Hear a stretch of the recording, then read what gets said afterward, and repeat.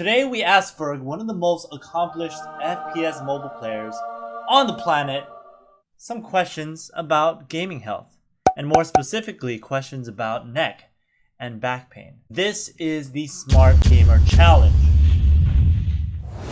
I've been working with FERG over the past 3 weeks to help him address some issues he's had with his neck and low back. And since he's been moving more and no longer sitting like a crab, and now sitting more like an optimal gamer, he has had no back pain. So before we get into the actual Smart Gamer Challenge, we do have an announcement. We're adding one more genius into our team, and who's actually going to be the host of the Smart Gamer Challenge. So, let's all ask the question. Who's that Physio? It's Kevin! Kev. Hey, I'm Kev, and I'm an Australian esports physio, a university teacher, and of course, a gamer. Since I was 5, I've grinded games like Smash Bros, CSGO, Overwatch, Dota 2, and heaps more. As physios, we know how muscles and joints work from head to toe. More on this later if you stay and watch, so don't go away. Also for 1 HP, I am the ESPORTS RESEARCH LEAD, which means we study gamers and crunch numbers to find out what issues gamers like you might face, what stuff really works, to solve it. For now, let's meet our man, FERG. Welcome everyone, this is the Smart Gamer Challenge, and today we have FERG.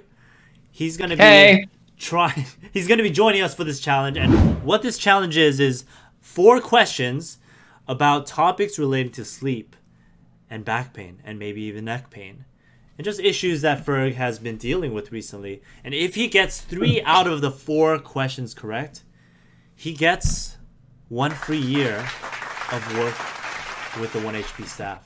And that means he can stay healthy, he can play more, he can hurt less. So without further ado, we're going to have Kevin, our new esports research lead this Smart Gamer Challenge. All right, FERG, you ready? Yeah, I'm ready as I'll ever be. So you heard Matt, there's 4 questions. Yeah. Here we go. So first one's on sleep. So how many hours of sleep does the average 18 to 25-year-old need?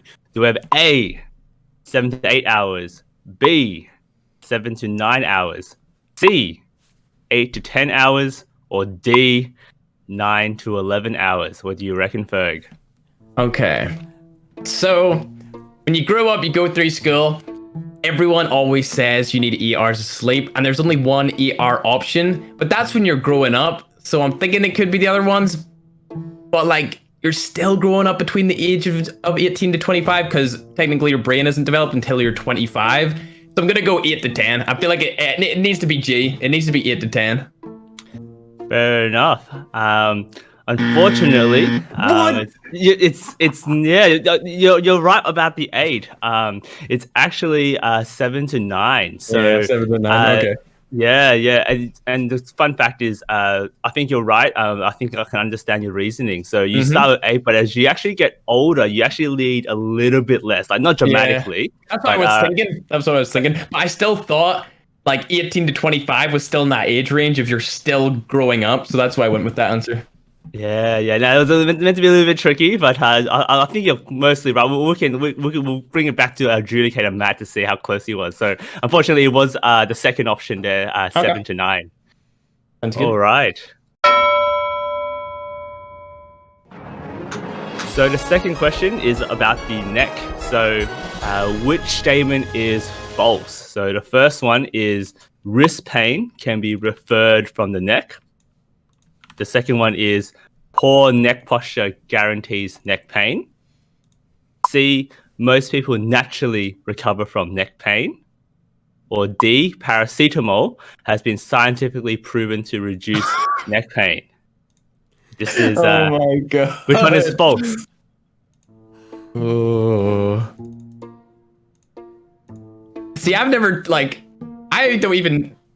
I don't take any drugs, so I have no idea what that even does. You know what I mean? But I always hear about people taking paracetamol. I've never taken any of those like things before. Yeah, you call it Panadol where you are, right? You're familiar with No, Panadol? we do call it paracetamol, but like Okay. it just in my house it just doesn't. Those kind of things just don't exist. We just don't like. We just kind of go around about our day anyway. Yep. So yeah, this is Which statement is false? Hmm. Oh my god! I wish this was like. You ever watch that show and it's Who Wants to Be a Millionaire or whatever, and they bring up their friend and stuff? Yep. Need the audience vote. Yeah. We should add that. We're gonna add that in the future. We're gonna add that in the future. Bro, I need my chat. Exactly. We're gonna add that. Oh, dude. Exactly. Seek some help from the chat. We'll add that next time. Yes. Yeah. Great And not idea. any chat, but Twitch chat. Yeah. Oh man. See, I don't know. Like wrist pain, it just to me wrist is so far from your neck. Like oh my god. It's just so far. Where's from the neck? Can't be. Like, oh my god. No, I'm gonna say the paracetamol one is false. I feel like paracetamol, I don't actually know what it does, but I feel like it's when you're sick. Like, you get it when you have, actually, no. Because neck pain causes headaches, and I think people take paracetamol when they have a headache. So that could actually be true. I like this reasoning. Okay. Oh my god. Where's the 50-50 button? We should give it a 50-50. Go ahead. We're gonna just do a 50-50. We're gonna eliminate 2 options. Go at which options are eliminated, Kev? All right. We'll go A and D are eliminated. So it's just between B and C. Does naturally mean like most people naturally recover from neck pain? Like you don't need to do anything; it just goes away. Yep, that's what that sentence implies. Yeah, well, that's the false one then. All right. Are you locking it in? The third one in. Like if you can't just naturally, because if you go around your daily life doing the same stuff that causes the neck pain, you're not going to naturally get out of neck pain. You know what I mean? It's very good reasoning. Yeah. It would just never happen like that. Right. Okay. So if you locked it in, unfortunately, again, it's actually B. Yeah, the poor neck posture guarantees neck pain is actually false. So I can definitely understand your reasoning for C, though. And that's exactly logically. This is not logical. It was meant to be a tricky question. Yeah. I think if you say if there's someone that's having neck pain and it's because they're doing certain things and they're not doing anything different. Yeah. I think even from your experience and my experience, playing video games, it doesn't. It just keeps coming back. But unfortunately, it's most people, as in terms of the global scale, most people it just hurts and then they continue with their daily lives and it normally recovers. So it's actually good news for most people to actually know that's the case. So why is the other one false? Well, I guess that's also good news because poor neck posture doesn't actually guarantee people to have neck pain. So some people have really like necks that are poked forward when they play games as well. And not all of them. Not some might have pain, but not everyone does. It doesn't guarantee that as well. So that was a tricky one. This is one of the harder questions on the 4. So you kind of nearly got there, and I really appreciated that. That's great. I would have never have thought that. Like, I see. As soon as I seen B, I was like, okay, it's not that one. It can't be B. Like, if you have poor neck posture, you have to get neck pain. That was my like. It has to happen. Yeah, that's bad though. Yeah, that's the interesting fact. If people hang and keep watching our videos, we'll probably get in contact with the researchers who've actually found that fact. So, yeah. All right, are you still okay to keep going, Ferg? Yeah, of course. You're telling me wrist pain can, like, if you have bad neck posture, it can cause wrist pain? Yeah, so in the neck, there's obviously those muscles and the joints, and of course, those things can be irritated to cause pain. But you also have nerves, and those nerves are traveling all the way down into your arm, and they tell your hands to move. So if you're kind of irritating the nerves in the neck, sometimes the pain in your wrist actually is just from the neck. Like you can move your wrist, you can't reproduce the pain, but if you put your neck in a particular position, you can feel pain shooting down your arm or at the wrist, for example. Yeah. So sometimes when someone tells us that they have wrist pain, we do check if the neck's okay before we just microscopically look at the wrist. Exactly. Wow. Yep. I never knew that. So the third question here, true or false? 30% of people aged between 20 to 29 without any back pain, so they have no pain symptoms at all, have a disc bulge reported on their back scans. I'm going to assume it's like a bulge of like inflammation around a place in your back. That's what I'm gonna assume. So like your back is off-centered or like something is off with the back. And since you said that like neck pain, like if you have a bad neck posture, it doesn't cause neck pain, I could feel like people could have disc bulges and not have any back pain. So I feel like,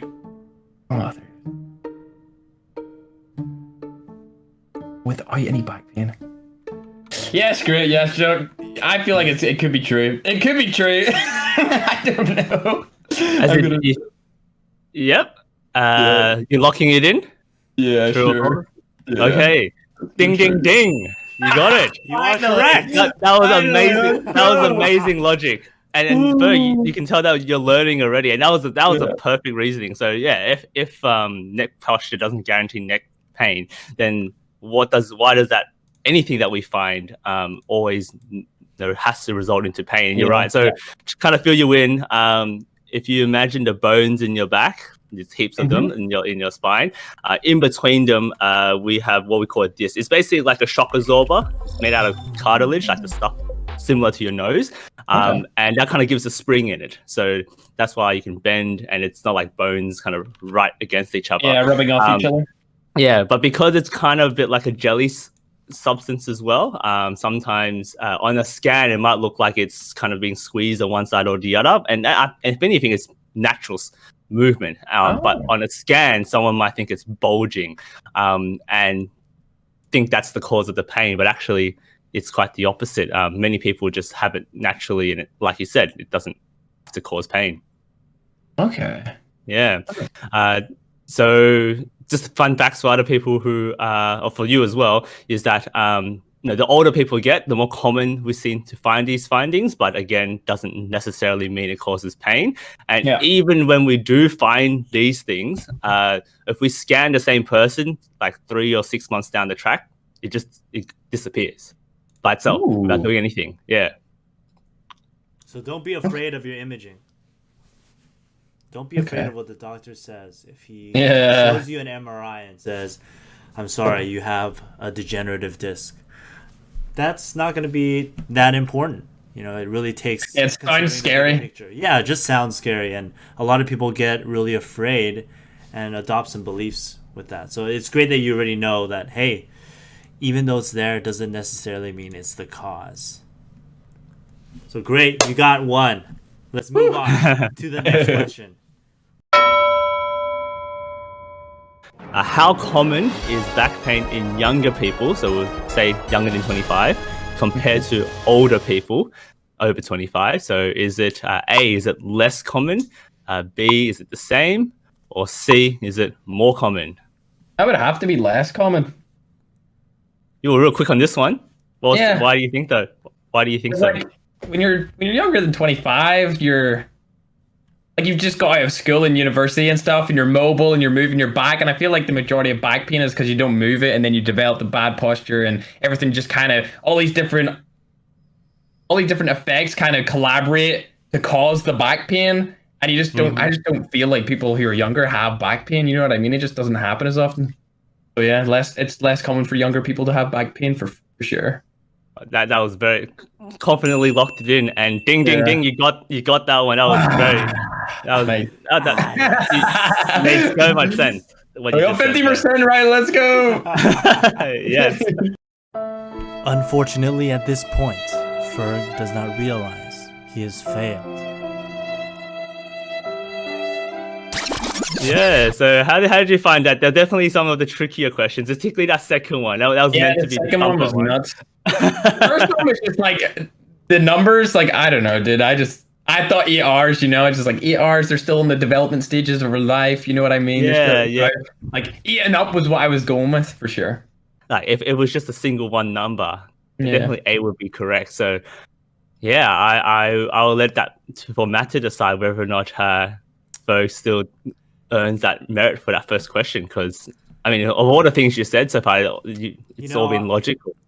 As the adjudicator here, I think that with the rationale that you provided, you really earn credit for that question. Let's So, go. with that in mind, that means you pass. You are a smart gamer.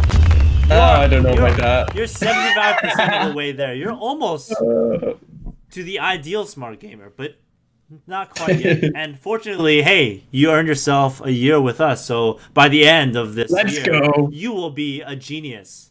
I'll be a mega smart You gamer. will be a big brain, mega genius gamer. So No, 500 IQ. exactly. Thank you guys so much for watching. That was the Smart Gamer Challenge with Ferg and introducing our esports research lead, Dr. Kevin Ho. We are going to be bringing this series back with quite a few other pros and streamers. So if you guys have someone that you want us to bring on, leave that in the comments below. Don't forget to like, comment, and subscribe. We also have a part 2 coming out where we answer a lot of Ferg's questions about random topics. And we also provide a little more background about Kevin. So stay tuned for that episode, and I'll see you guys soon. Subscribe and share this.